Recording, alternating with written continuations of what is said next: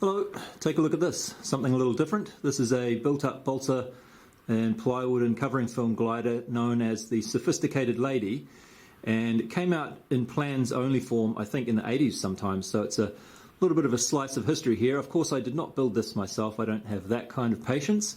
I bought this a few weeks ago on an online auction site here in New Zealand for the princely sum of $100 New Zealand, which is about $65 US. And it's a rudder and elevator only plane, which I'm not a huge fan of in general, but when I saw that price I thought, hey, yep, I'll give that a try. And it's been very, very nicely made. The guy, John, who I bought this from in Auckland, built this himself back in the day and did a very, very good job of it. I'm actually kind of blown away about how well the covering has been done compared to, well, the only covering I'm familiar with was what I did on Big Red last year, and it must be something different because it's been done so well. The whole wing on the underside is covering film. The only balsa part is, only solid balsa skin is on this little red bit at the front. And he's changed it a little bit.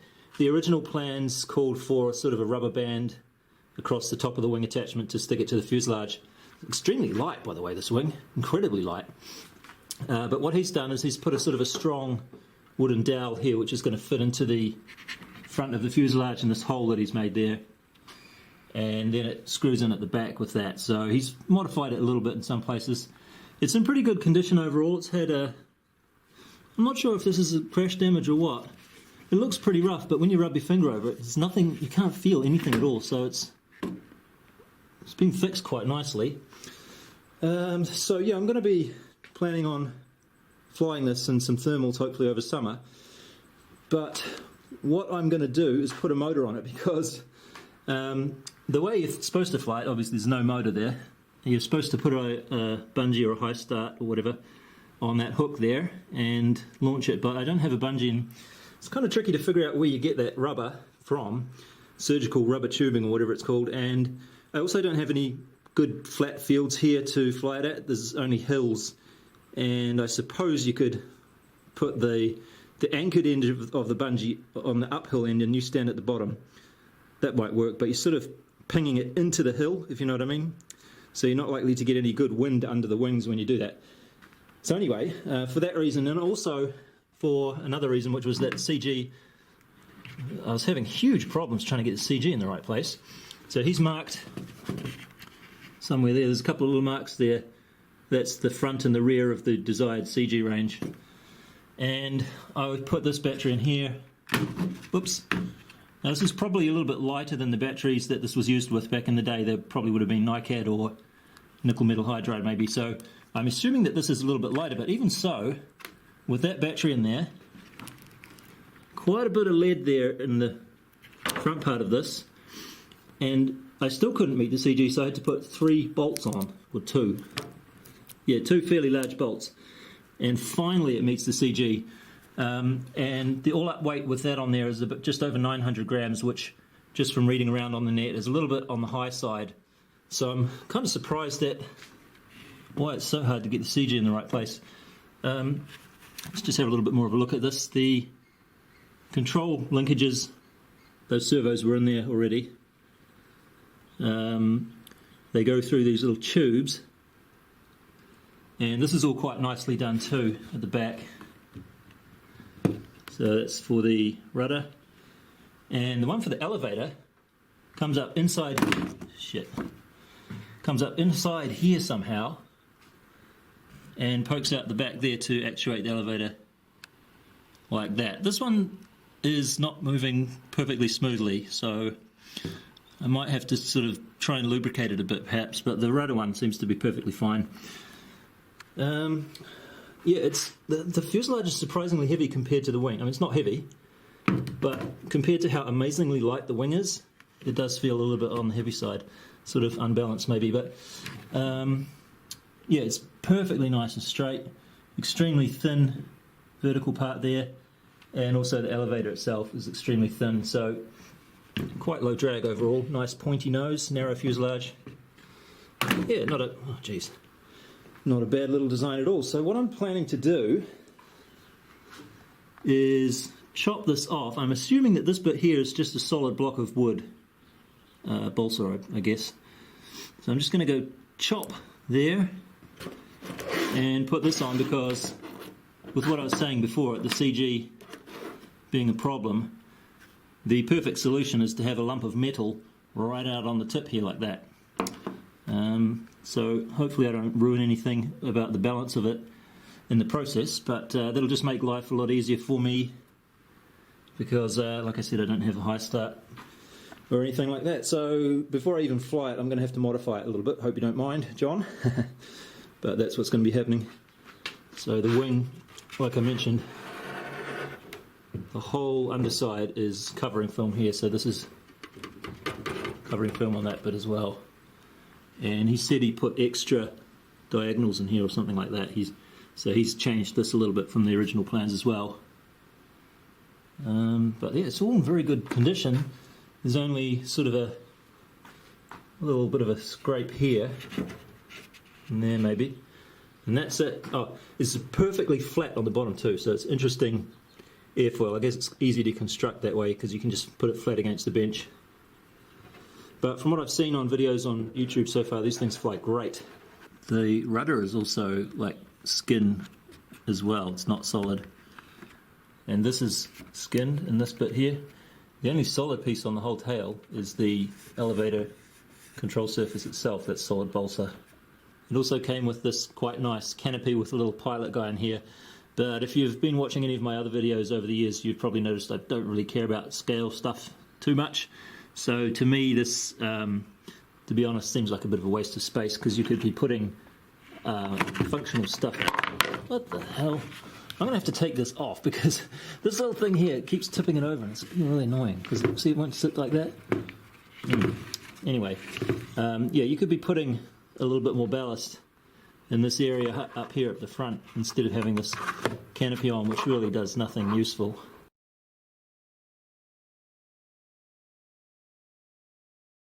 So the way that the wing and the canopy fit on is there's a hole here, and there's a little piece of dowel in the front of the wing which sticks through that, and it also sticks through the back into that hole there to hold the canopy on, so it's doing double duty there.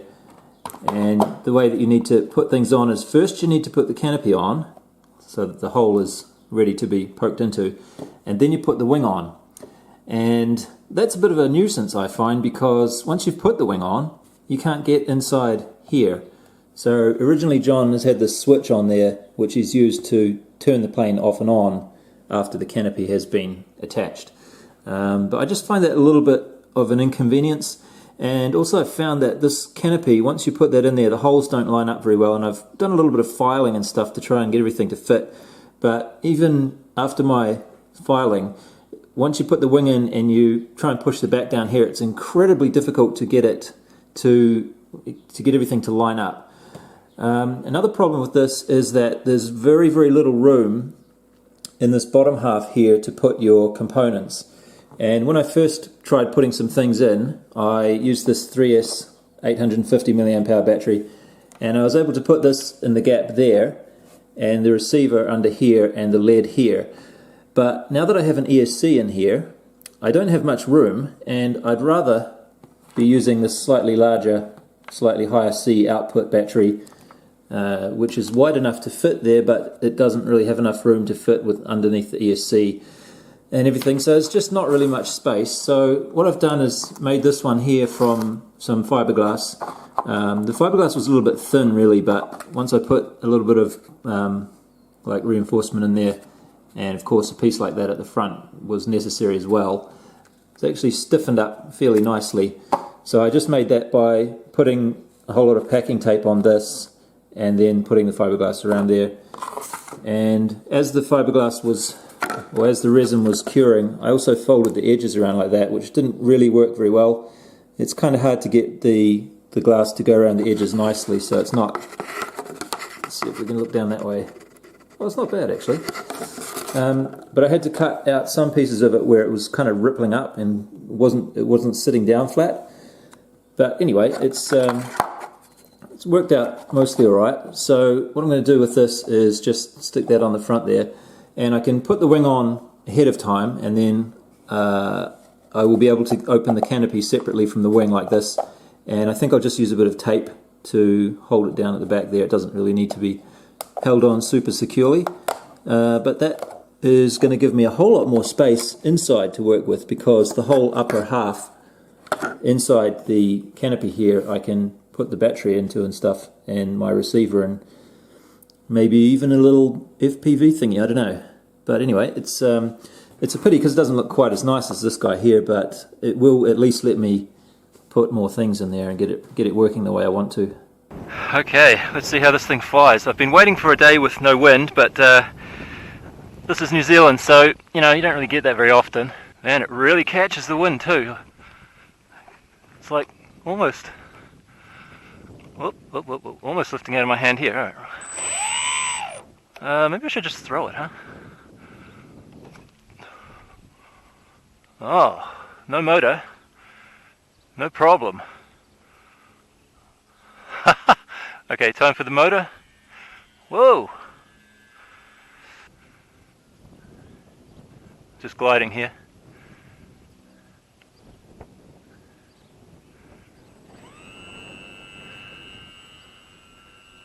Yeah, it's a bit hard to keep it in quite the direction that you want.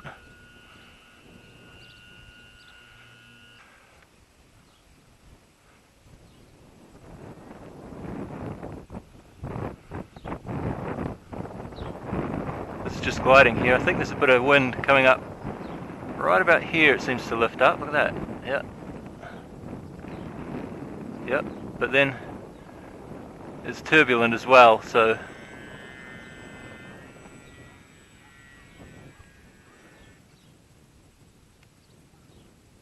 certainly good glider.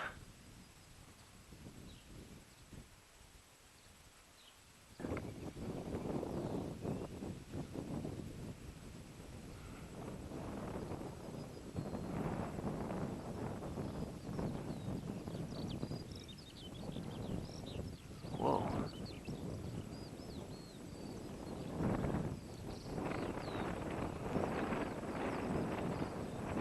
I wonder if I have enough height to turn around and land here. Oh, look at that. When the wind calms down, it's beautiful.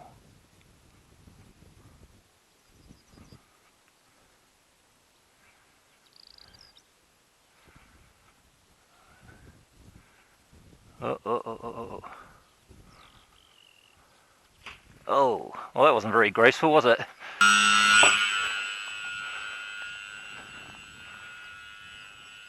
See if I can find what this wind's doing.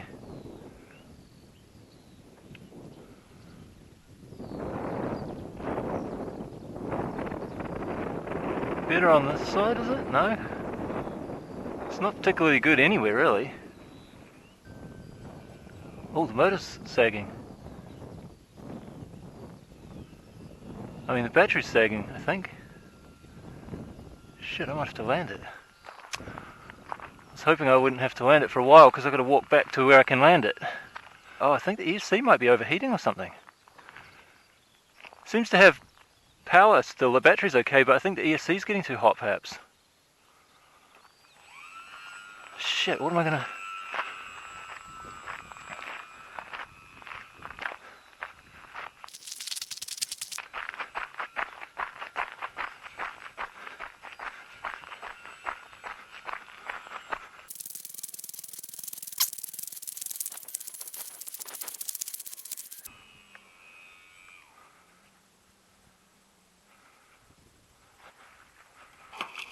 Alright, that was actually better than the first landing.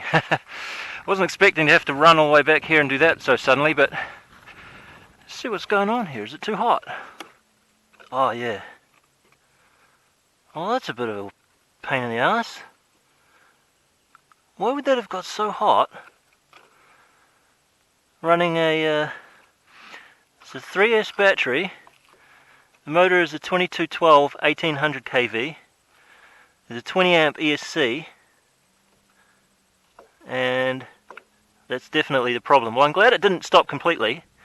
It just sort of backed off the available power that it was giving me. Yeah.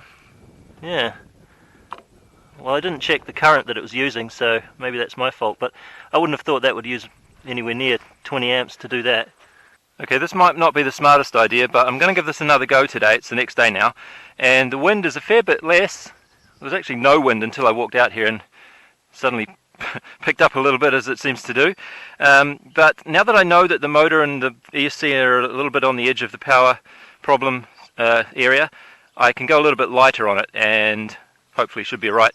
And I put a camera on there because what I'm hoping to do is maybe get a thermal today, and if that happens, you're not going to be able to see the plane at all in my hat cam.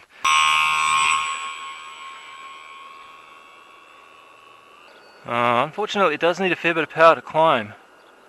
It's kind of a weird one to fly. It's like I have to predict what's about to happen and preempt it.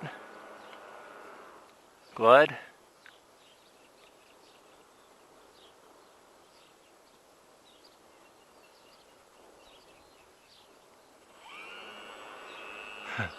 Just giving the motor a bit of a rest. No lift yet. Not very steady circle. See, if I just hold the stick in one place, it doesn't seem to work. It seems to need adjusting all the time. But look at this, we're climbing. And there's a swallow following me. Wondering what this is. No problem keeping its altitude right now. This is great.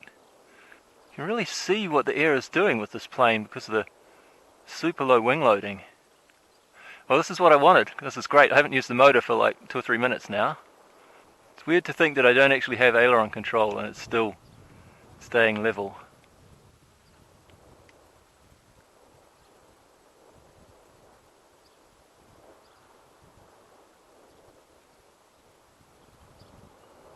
There's also a bump here, but I think that's just from the shape of the hill. Let's see if we can come past low, nice and low in front of me. Bad idea.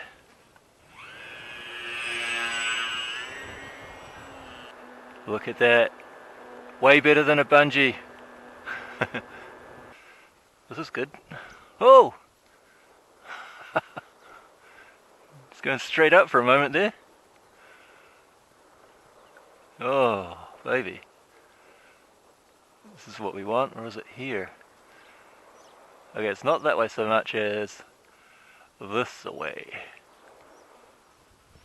Oh, here we go. I saw a few reviews of this plane on the net, and I think all of them said that within a few minutes they were able to get it to spec out, as they say. Meaning, I think that you can't see it very well because it's so far away, because it climbs up in a thermal so easily. I can see how that would happen, and that's why I wanted to put the onboard camera on for you so that you could actually see something while this is happening, because I checked the video from my hat cam yesterday and most of the time you can't see the plane. It's kind of a bummer about recording video like this with a hat cam by yourself, because you can only see the plane when it's right in front of you most of the time. Oh, I think I might be descending a bit now. Enthralling commentary, huh? Ah, here we go. Yeah, it's not the kind of thing that it's an audience sport, really, is it? It's just sort of something that one person does to have some fun. With other planes, I always know, okay, I have to turn the motor on now because I'm getting too low. But with this one, it always has me wondering, do I need to? Because it glides so well, and any little bit of lift that you find it can make good use of. So I'm always second guessing myself when I decide to turn the motor on. Did I turn the camera on? The onboard camera? Hope I did.